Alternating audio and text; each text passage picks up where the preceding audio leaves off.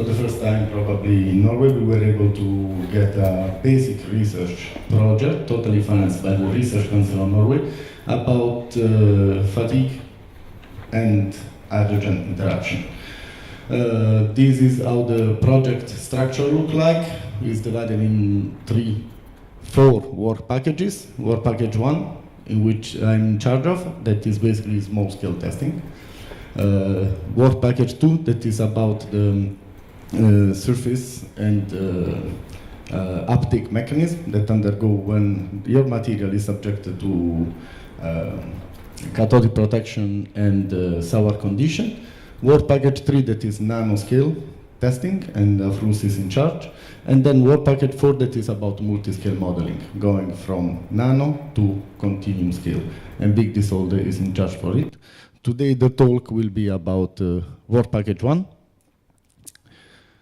So the material. The first thing, we started in 2015, we didn't have anything in the sense of laboratory facilities. We had some experience and a lot of colleagues from other country and institutions that have been working on this for a long time, so we ask a lot of questions and they help us a lot.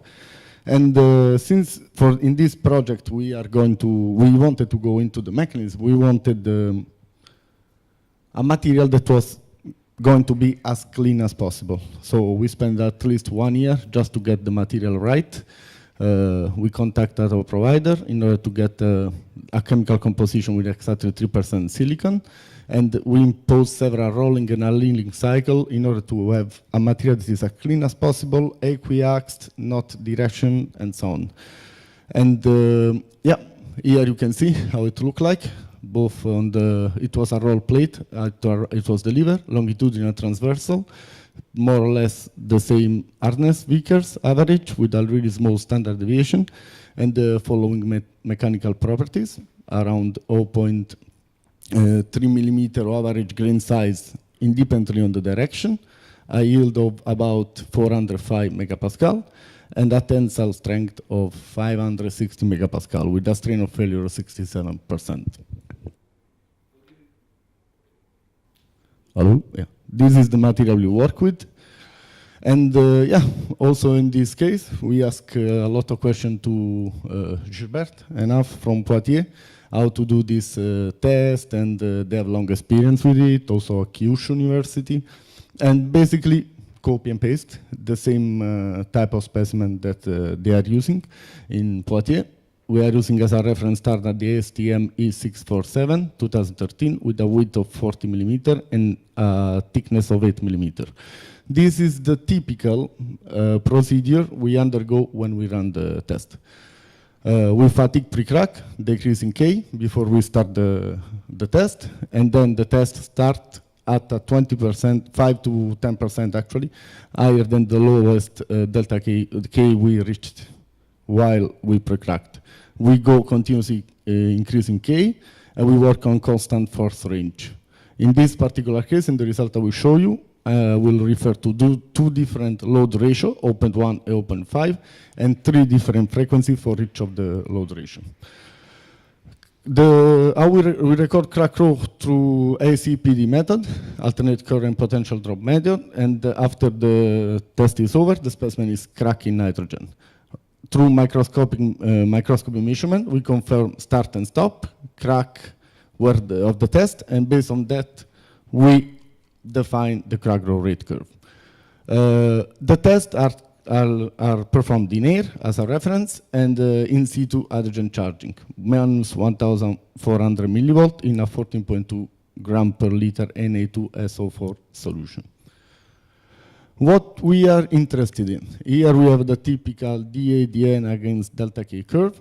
We choose to focus on Paris domain that is well known to have this kind of formulation. This is how the specimens look like at the end of the test. So sparkle notch, fatigue pre-crack. Here is actually the fatigue crack rate test area. Since we are working in a constant delta P, the delta K is growing all the way. And then we finish the test and we crack it in nitrogen. So we can clearly see the difference. We know where it starts, when it stops, and through a lot of filtering, we get out the curve. Really fast, as I said, in 2015 when we started this, we didn't have anything. So we spent 1 year to design the new test setup. This is how it looks like. Of course, we have the mechanical controller that imposes the load. Multimeters that control all the time continuously the different potential and the electrochemistry ongoing during the test. Of course, we need the reference electrode, and we need also the reference for the ACPD measurement. This is a zoom in of how it looks the specimen. Here you can see the specimen. Everything has been coated, and we have here recirculation in order to keep the avoid eventually oxygen to act. So let's go to the result. Let's start on load ratio 0.1. The red curve is the curve in air. This blue curve is the curve in hydrogen at 10 Hertz. 1 Hertz, 0.1 Hertz. As can be easily seen, the effect of frequency is huge. We have basically, it seems that at least on a continuum level, there is no influence when it comes to the fatigue crack growth rate or working of hydrogen at 10 Hertz. But as soon as we go down from 10 Hertz to 1 Hertz, we have an immediate acceleration rate of about 10 times, and 500 times when we go to 0.1 Hertz. This is calculated at a delta K of 16. Of course, all the tests in air have been performed at 10 Hertz, so that's our reference in this particular plot. Same for the RO5. The red one represents the one in air, 10 Hertz, 1 Hertz, 0.1 Hertz. Basically at 10 Hertz, basically no influence of hydrogen. 30 times at 1 Hertz and 1,000 times acceleration in 0.1 Hertz. Here is summarized how it looks like, in particular when it comes to the dependency on the test frequency. As you can see, is pretty important. And here is related the frequency to the load ratio.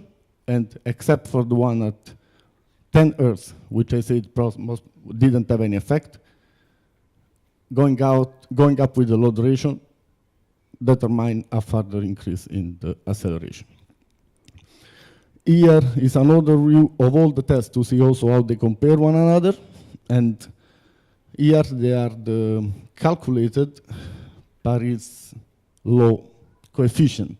One thing that was relatively striking, even if you go a bit into literature, is that in our case, the variation was basically a shift toward higher rates.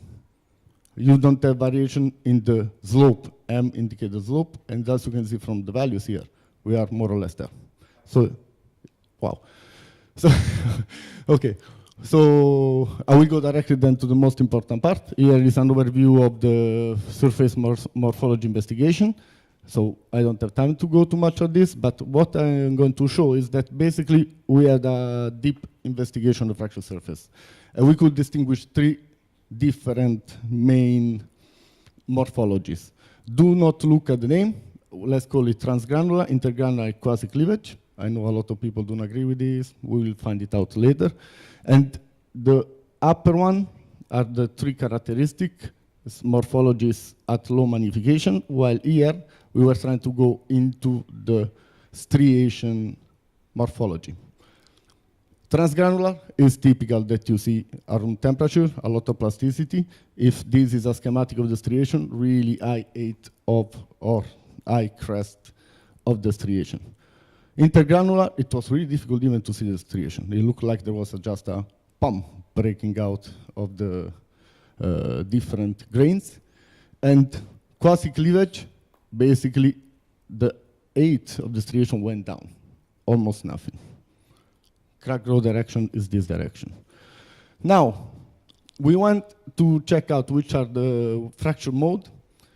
and how they distribute a different frequency for the testing hydrogen.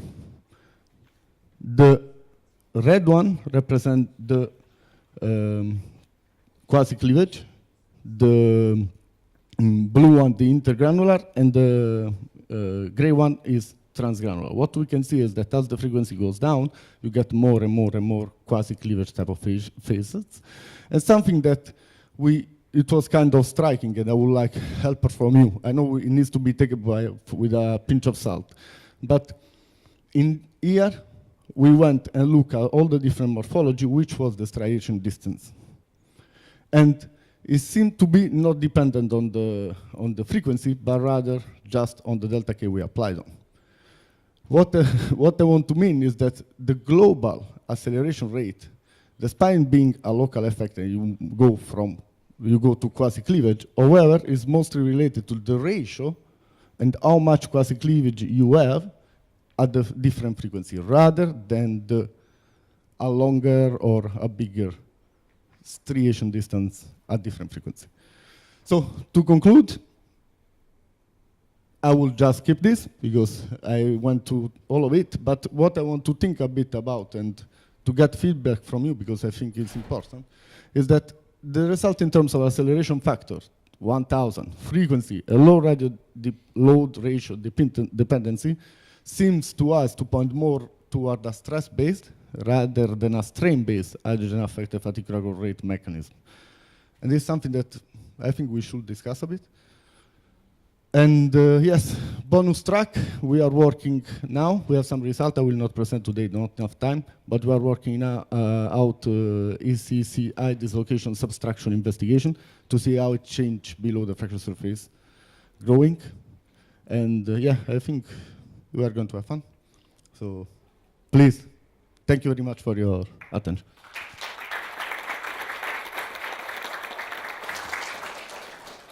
We have time for one short question. Please, Professor, please. Okay. Have you observed something special in your material? I mean, if you compare it to the, let's say, plain carbon steel or pure iron? Yeah. We are working really strong cooperation with fusion. One of the things that we are going to do now is to compare totally, pure iron silicon, and we have also result on normal carbon steel X70, and both hydrogen gas, and we are working so then what is the special? What is the special character in iron silicon alone? I will cover them as help.